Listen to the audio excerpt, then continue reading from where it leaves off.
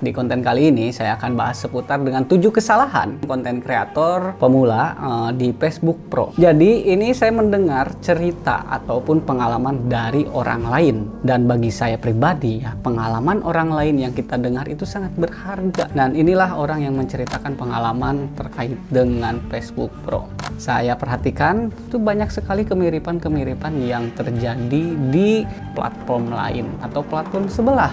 Dari 7 kesalahan itu apa saja? Untuk yang pertama, adanya hashtag sorotan. Teman-teman boleh lihat di konten-konten saya yang sudah saya upload, adakah konten saya yang menulis sorotan? Alhamdulillah saya tidak pernah nulis sorotan. Bukan berarti saya sudah tahu, tetapi saya merasa malu kalau saya ngupload ada tulisan sorotan. Karena itu tidak dianjurkan juga oleh Facebook ya. Pertama tidak dianjurkan, yang kedua tidak berpengaruh untuk konten kita. Alangkah baiknya ya dihindari sajalah. Ini menurut pengalaman orang yang sudah berpengalaman ya. Oke, yang kedua, interaksi. Kalian sadar nggak sih di dashboard Facebook itu sudah disediakan pengaturan interaksi. Jadi di dashboard itu urutan yang dimana beranda. Setelah itu insight atau wawasan ya. Saya Indonesianya kalau diartikan wawasan ini rangkuman konten apa yang ramai, konten apa yang sepi, algoritma kalau di YouTube. Setelah itu kalian sudah mempunyai wawasan, baru kalian berkreasi. Nah, setelah berkreasi dan sudah upload, ada yang ngomen, berinteraksi lah. Nah, kalau semuanya kalian itu lakukan, baru kita bisa monetisasi. Nah, itu ada langkah-langkahnya. Coba kalian cek, kalau saya salah silahkan cek aja kalau tidak percaya. Nah, dalam interaksi ini juga teman-teman itu sangat diperhatikan, hindari bahasa kotor. Yang ketiga yaitu sering melihat dashboard kita. Itu tidak efektif ya teman-teman. Ini lebih ke psikologi kita sih. Jadi berdampaknya negatif. Yang namanya kita mau memulai karena sering banyak lihat dashboard, yang nontonnya segitu-gitu aja, apa yang akan terjadi? Mental kita ya down karena banyak lihat dashboard. Juga itu tidak dianjurkan ya oleh pihak Meta, buang-buang waktu. Selanjutnya, ini ada yang keempat, ini sama dengan aturan di platform sebelah yang warna merah. Ini sangat sensitif. Kalau di platform yang merah, itu kalau nonton konten sendiri udah bam, monetisasinya udah bubar. Ya, apalagi kalau misalkan kita bikin channel, banyak channel bodong, lalu ditonton, lalu ketahuan sama pihak tersebut, pihak yang platform merah, udah bam, udah nggak ada maaf itu. Ternyata di sini ada yang menceritakan menonton konten sendiri itu tidak diperbolehkan. Nah, terus bagaimana kalau ada komentar? Kalau ada komentar itu kan udah ada di dashboard ya, yang tadi saya obrolkan. Jadi ada beranda, ada insight, ada kreasi, dan ada interaksi. Nah, di sana kita ngebalas di interaksi. Kalau misalkan kalian tidak mau seperti itu, ada alternatif lain agar tidak menonton konten kita. Caranya seperti ini. Kalau misalkan teman-teman ingin menonaktifkan tayangan otomatis di Facebook kalian, yang pertama buka Facebooknya, udah jelas ya. Lalu di sini ada pojok ketiga. Lalu kalian cari pengaturan ya. Langsung larinya ke pengaturan dan privasi. Lalu teman-teman cari di sininya pengaturan, ada di atas tuh. Nah, ini ada di atas. Setelah itu muncul, lalu kalian cari di sini media. Ini ada media ya. Ada media di sini, cari. Setelah itu karena di sini saya sudah mencontreng ya, jangan pernah putar video otomatis. Jadi tadinya kan di sini. Tadinya dengan WiFi saja. Jadi ini otomatis kalau dengan WiFi. Saya alihkan ke jangan putar otomatis. Oke, seperti itu. Misalkan kita melihat konten kita nih teman-teman, coba lihat tuh, jadi tidak terputar, jadi di stop dulu. Karena kalau ini udah muter, itu suatu pelanggaran ya dari kebijakan si Meta itu sendiri. Jadi jangan pernah nonton konten kita. Selanjutnya ada kata-kata fallback, sensitif ya, fallback dong, itu tidak diperbolehkan. Yang lebih parahnya lagi, saling tonton menonton, itu terjadi di grup Facebook Pro, saling gotong royong. Nah, begini teman-teman ya, kalau misalkan mental kita akan terbangun kalau grupnya ngebangun. Ini yang menjadi permasalahan, menjadi mental yang tidak seharusnya dilakukan oleh konten kreator.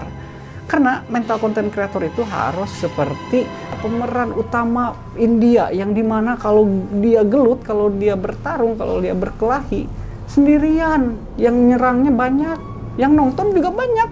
nolongin nggak? Enggak. Nah, harus punya mental seperti itu. Jangan membuat mental itu kalian terbangun hanya karena kalian punya grup. Dan itu juga tidak akan mungkin sih kalau menurut saya. Kalau di grup itu ya anggap aja itu sebagai silaturahmi, anggap saja sebagai wawasan. Ya seperti saya juga ikutan ke grup, tapi kan dapat wawasan juga. Ada orang yang menceritakan bagaimana 7 kesalahan ini. Alhamdulillah bisa saya jabarkan saat ini gitu. Nah, kalau misalkan kita mengemis atau memohon, polback dong, polmi, nanti saya tabur. Waduh, ya kelihatan pemulanya bro. Terus selanjutnya, jangan sampai kalian menghapus video lama kalian. Karena kenapa? Konten itu, teman-teman, saya sudah beranggapannya dengan saya sendiri, bahwa konten yang saya upload itu adalah investasi. Saya sudah merasakannya di platform warna merah, yang dimana saya mungkin lagi bertamasya dengan keluarga, lagi ketawa ketiwi, terus konten saya ada yang nonton mungkin di pelosok mana, di daerah mana, dan efeknya apa? Efeknya ya dolar saya nambah ke AdSense saya, alhamdulillah. Jadi jangan pernah berputus asa dengan konten yang sudah kita upload. Kalau sekarang sepi, ya mudah-mudahan tahun berikutnya juga rame gitu. Kalau tidak rame sama sekali, ya minimalnya kita punya karya, bukan cuma ngomong doang gitu. Oke, selanjutnya nih yang keenam, udah nggak kerasa ya, ini udah 6. Konsistensi upload konten. Kemarin sudah bahas, jadi semakin banyak kalian upload, semakin direkomendasikan oleh Meta. Tapi masalahnya teman-teman gini, logikanya ya. Kalau misalkan, anggap aja kita orang yang memang rajin ngupload video-video kita tuh rajin. Terdeteksi lah sama Meta, ketahuan, wah ini banyak ngupload nih. Ya udah saya comot nih, si ini nih saya comot, saya ambil. Saya rekomendasikan kepada orang lain, ke banyak orang lain, ke beranda-beranda lain. Tapi kalau misalkan video yang kalian buat, yang padahal Meta sudah merekomendasikan, tapi videonya menjenuhkan, melelahkan, tidak menarik, skip bro. Semua orang lain skip. Apa sih? Nggak penting. Nah, jangan sampai seperti itu. Itu kesempatan. Boleh kita ngupload setiap harinya, tapi kita pikirkan juga bagaimana konten ini bisa menarik ya. Saya analogikan lagi nih teman-teman ya, ketika kita direkomendasikan oleh si Meta. Misalkan Meta membawa anak kecil. Ini analogi ya. Anak kecil yang berstatus sebagai penonton. Disimpanlah si anak kecil itu ya di sebuah tempat. Lalu Meta ngambil nih orang-orang yang rajin suka bikin video dan merekomendasikan kepada si penonton anak kecil ini, merekomendasikan konten kreator yang suka bikin video.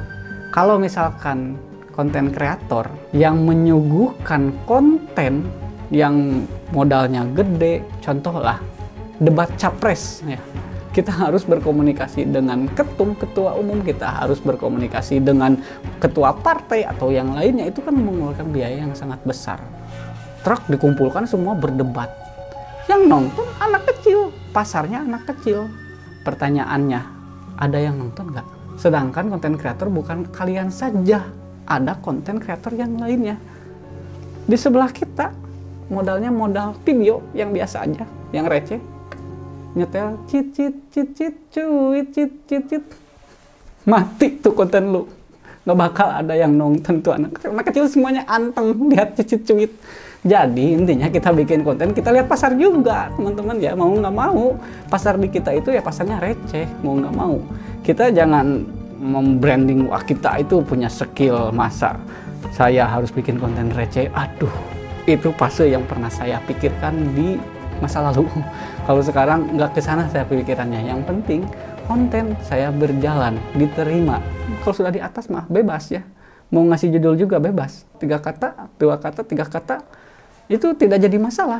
Kalau udah up di atas ya. Mau judulnya Sirem Atul, bakal ada ya banyak yang nonton karena kita sudah di atas. Nah, bagaimana caranya kita naik ke atas? Ada prosesnya, bro. Semua juga ada proses. Kalau kita nunggu di tempat tidur lalu tiba-tiba jadi di atas, saya juga pengen kayak gitu bro, pengen. Ya meskipun saya sendiri belum merasakan hasil dari Facebook itu sendiri, tapi saya sudah merasakan dari platform yang merah. Makanya saya di sini berbagi pengalaman dengan orang yang menceritakan pengalaman Facebook Pro ini, saya dengarkan karena masuk akal menurut saya. Yang ke-7, sering-sering kita mengecek uploadan yang melanggar aturan ya. Hati-hati kalau ngupload jangan pakai audio yang kena copyright, karena itu ya copyright itu memberatkan bro nanti ke depannya. lolos dan tidaknya itu apakah banyak pelanggaran atau tidak. Nah, jatuhnya di sana kalau kita menggunakan audio yang ada copyrightnya, jatuhnya apa coba teman-teman? Banyak pelanggaran di sana. Nah, jatuhnya jadi seperti itu. Makanya hindari audio yang copyright. Nah, cara teman-teman memperhatikan bahwa konten ini tuh kena copyright atau tidak, caranya seperti ini. Caranya klik ke sini. Ke pojok ketiga seperti biasa, barunya di sini bantuan dan dukungan ya, bantuan dan dukungan, kita minta bantuan bro. Nah, lanjut lagi ke kotak masuk dukungan. Nah, ada peringatan Anda di sini. Coba klik nih peringatan. Peringatan ini teman-teman, ini tuh cerita. Ini cerita, tapi ini menjadi pelanggaran katanya. Satu, beberapa tindakan diterapkan pada video Anda karena kecocokan hak cipta. Ini juga sama, ini cerita bro, ini cerita. Ini cuma 1 hari, besoknya juga udah nggak ada. Ini katanya pelanggaran, ada kecocokan hak cipta katanya. Ya udahlah, gitu ya teman-teman. Jadi sering-sering cek, siapa tahu mungkin kita ada hilapnya juga. Sering ngecek ya, seperti itu tadi ya caranya. Kalau Facebook ini terlalu baper, kalau menurut saya baperan. Jadi hati-hati teman-teman, Facebook itu lebih sensitif terkait dengan masalah audio. Ini ada satu lagi nih teman, ini ada satu lagi ini. Ini yang saya alami langsung dengan saya pribadi. Ternyata selama ini saya upload menggunakan watermark logo Geni Nugraha. Tadinya saya berpikir takutnya konten saya itu ya, mohon maaf, takutnya konten saya itu ada yang nyomot. Tapi teman-teman, apa yang terjadi? Ternyata saya pakai watermark sama Facebooknya sendiri, saya dituduh nyolong dari konten lain. Parah, udah jelas itu muka saya bro. Nah, itulah saya ucapkan terima kasih teman-teman udah nonton dari awal sampai akhir. Semoga berfaedah, semoga bermanfaat. Semoga Facebook Pro teman-teman ini berkembang dengan menghindari 7 dari tadi yang saya sampaikan. Dan mohon maaf bila ada salah kata, karena saya juga manusia, banyak kekurangan, mungkin ada hilap-hilap kata yang tadi saya ucapkan sebelumnya. Mohon maaf ya teman-teman. Saya Geni Nugraha pamit undur. Assalamualaikum warahmatullahi wabarakatuh.